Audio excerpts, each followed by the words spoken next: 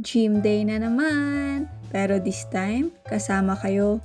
Today, ipapakita ko yung simple workout ko.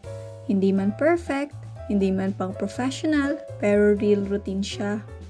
Isama ko raw siya sa video. Ayan na, nagpapakitang gilas na naman. Pero syempre, hindi naman ako magpapatalo. Kwentuhan ko muna kayo guys, kasi tawa talaga ako dito. Habang nagda-dumbbells ako, hinahanap niya yung cellphone niya sa akin. Nasa akin naman talaga, pero hindi niya makita kung saan ko ipinatong. Hanggang sa nahanap niya rin, pero ang ending, naging personal trainer ko siya. O diba? May boyfriend ka na, may coach ka pa, sulit na sulit.